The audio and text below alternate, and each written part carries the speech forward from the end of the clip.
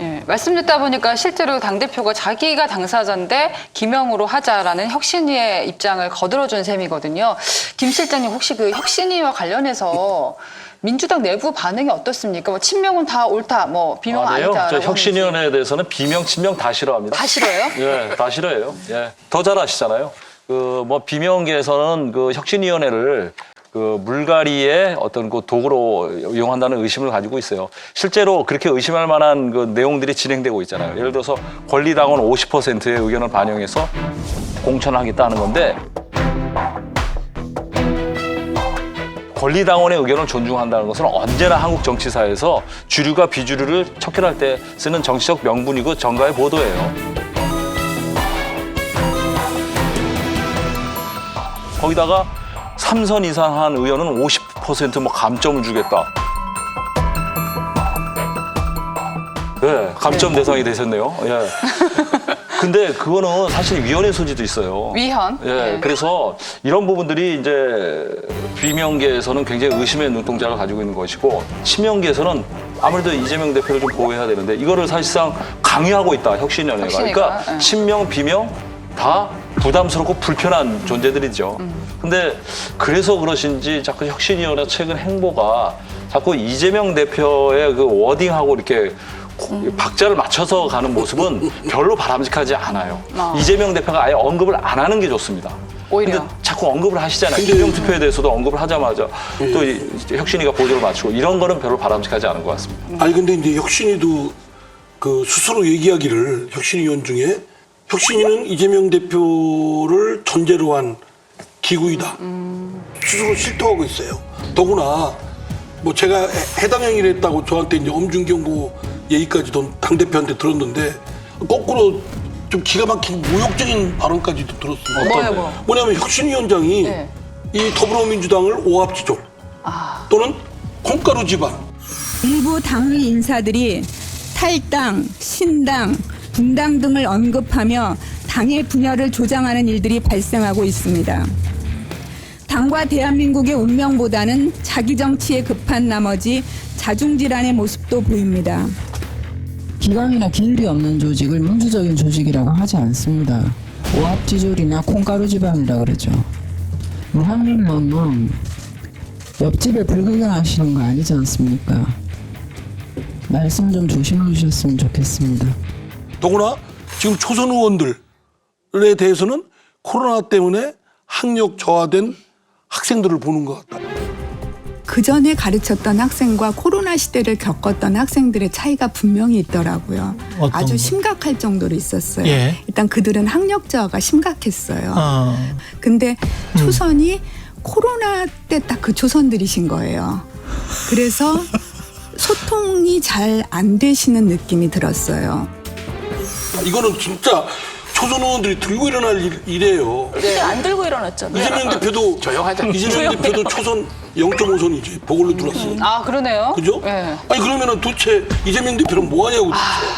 그리고 혁신위는 어쩌면 몰 개파적 그 개파성이 있는 건 현실이니까 그걸 넘어서 초월적으로 그런 모습 보여야 되는데 오히려 최근에는 또 이낙연 전 대표가 뭐 개파를 살리려고 한다라고 해서 굉장히 또 전 대표를 공격하는 그런 모습 보였는데 그러면 이재명 대표는 왜 가만히 있어요? 거기도 한 개파간데. 그러니까 이런 모습들이 혁신위의 권위를 스스로 붕괴시키고 있다라는 점에서 이재명 대표 체제의 한계를 벗어날 수가 없다. 그러니까 기대할 것도 별로 없다라는 게 제 생각이었습니다만 지금 뭐 점차 뭐 그런 모습이 그대로 드러내고 있죠. 혁신위원회 자체가 이재명 대표 체제를 용인하는 걸 전제로 한 게 태어난 거예요. 정말로 개혁을 하고 정말 민주당을 싹 바꾸려면 비상대책위원회를 만들었어요. 그렇죠. 비대위. 그러니까 그 전제가 이미 돼 있는 거기 때문에 혁신위원회 활동은 이미 한계가 노정돼 있는 거였어요. 처음부터. 야권에서 문재인 정부 청와대 출신 인사들이 총선 전면에 등장할 준비를 한다면 여권에서는 검사 출신 장관들의 행보가 주목받고 있습니다. 그런데요, 이제 공통적으로 눈길이 가는 게 모두가 직을 걸겠다고 합니다. 우연이겠죠? 직을 건다. 자, 위원님, 저번에 저보고 뭐 걸라고 하지 않았습니까? 이번엔 저랑 뭐 걸면 어떻습니까? 의원님, 저는 다 걸게요. 의원님 뭐 거시겠어요? 저는 다 걸게요. 자, 법무부 장관직 포함해가지고 제가 뭘 앞으로 어떤 주의 종직이라든가 뭘 다 걸겠습니다. 의원님 뭐 거시겠습니까? 거시는 거 좋아하시잖아요.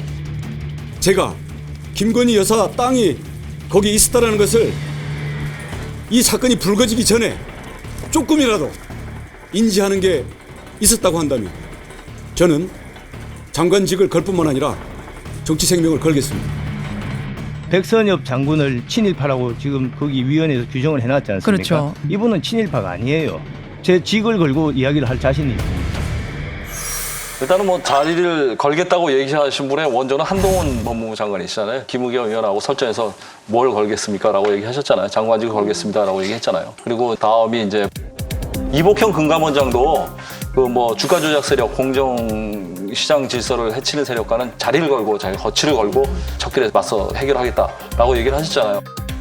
근데 이분들의 특징이 다 검사 출신이에요.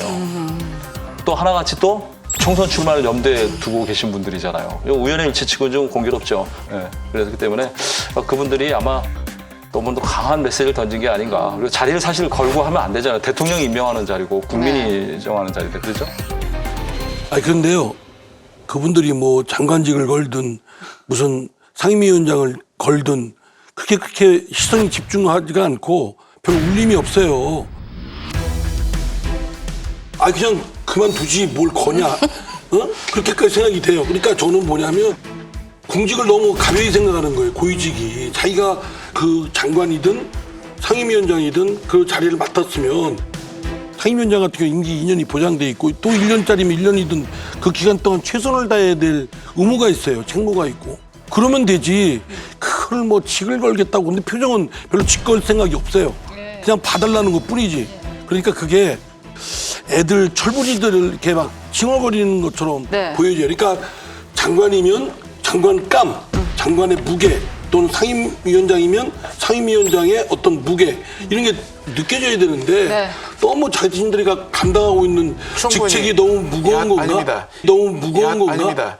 야당의 지지가 충분히 이런 거 받아들입니다. 다만 아무리 이야기를 해도 믿어주지 않고 가짜뉴스를 퍼뜨리고 괴담을 퍼뜨리고 더 확산시키니까 그런 관점에서 정말 책임감을 가지고 하겠다. 양평고속도로만 해도 아니라고 7년 걸 다 까도 또다시 이야기하지 않습니까? 이성과 상식으로 문답을 주고받을 수 있는 그런 수준을 넘어섰고 여기에는 정치적인 목적, 왜냐하면 거짓 선동으로 그동안 여러 번 재미를 봤지 않습니까? 이번에도 이해찬, 이재명의 지시에 의해서 이게 작동되는구나. 그렇게 했기 때문입니다. 잠시만.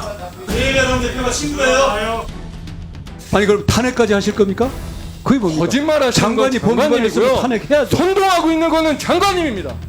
장관이 다섯 선동이죠. 장관이 다섯 아니, 가지나 저희가 뭘- 제가 법을 지금- 위반했으면 탄핵해야죠. 사과를 한다면 이 사태를 이렇게 거짓 선동으로 몰고 왔던 민주당 전현 대표 두 분부터 사과를 해야 된다고 생각합니다. 그 한동훈 장관의 술자리도 아니라고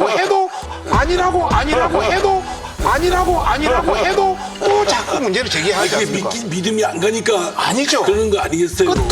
끝도 없이 물고 늘어지고 가짜뉴스 생산하고 확대 생산하고 하니까 그런 걸 하는 것이지 단순히 자기 어떤 그런 차원에서 그러면은 한 것은 아니다. 이런 박 의원님, 것을 그러면 제가 한 말씀 네. 박 의원님 그것을 그러면 제가 한 말씀 네. 드릴게요. 도움 말씀을. 그러면 소상히 그 경위를 밝히면 돼요. 소상히 밝혀도 7년 걸 다 밝혀도 아니라고 또 그러니까 제가 발언하는 순서입니다. 예, 아이고 알겠습니다. 소상히 밝히고 그를 위해서 최선을 다하면 돼요. 근데 막 직을 걸겠다 이러면 전체적인 부적절하다. 발언 취지가 네. 진정성이 안 느껴지고 정치인들 하는 상투적인 그런 정치꾼들이 하는 상투적인 것으로 예. 느껴집니다. 자, 그럼 여기서 상투적이지 않게 하신 분이 계시잖아요. 윤희숙 의원님. 아, 저요? 예, 저희가 이 중에서 직을 걸어본 사람은 윤희숙 의원님. 아, 저 건 적 없습니다. 저는 그냥 내놨죠. 그렇죠. 어떻게 보세요, 그런 행보들이? 아니 근데 저는 이상민 의원님께서 지금 성실하게 밝히고 저 소상하게 얘기하면 되지 그 믿음이 안 가니까 그런 거 아니냐 이렇게 말씀하시는 건 굉장히 문제가 있다고 생각하고 예를 들면 한동훈 장관 그 청담동 술집 같은 경우는 공당의 국회의원 김의겸 의원하고 가짜 뉴스를 막 만들어낸 더 탐사하고 동업을 한 거 아니에요, 그 당시에. 저는 우리나라에서 이 가짜 뉴스를 생산하는 이 일을 공당이 같이 했다는 것에 대해서 아주 깊은 부끄러움을 느껴야 된다고 생각해요. 그때도 그 직을 건 것도 김의겸 의원이랑 뭐가 왔다 갔다 하면서 네, 맞습니다. 김의겸 의원이 네. 뭐라고 했기 네. 때문에 그럼 당신은 뭘 걸 거냐 네, 이렇게 얘기하는 과정이었어요. 그러니까 그 사건을 보면 우리가 거기서 느껴야 할 것은 우리나라는 공당이고 찌라시 유튜브하고 뭐 이렇게 같이 뭘 해? 이게 중요한 건데 지금 그 사건을 거꾸로 너네가 무슨 수상이 잘 설명을 안 해서 그래 그렇게 얘기하시는 건 너무 큰 문제지요. 같으면 마음 뭐 여러 말을 생각이나 감정이 불쑥불쑥 솟구치겠죠. 그러나 그거는 공직자가 갖춰야 될 기본적인 인성 중에 하나는 평정심이고 하나는 자제력이에요. 하고 싶은 말이 있다고 해서 툭툭 직을 걸겠습니다. 뭐 하겠습니다. 이러면은 일반 필부하고 다를 바가 뭐가 있어요? 그러니까 제 말씀은 그러니까 리더십이 제 말씀 들어보세요. 리더십이 제대로 작동이 되고 남들로부터 인정받으려면 그런 말은 하면 안 된다니까요. 근데 민주당이 사실 그 가짜 뉴스로 밝혀졌잖아요. 최소한 사과는 했었어야죠. 여러분, 여기를 눌러서 구독을 해주시면 강적들 컨텐츠를 빠르게 만나보실 수가 있습니다. 알람 설정도 잊지 말아주세요.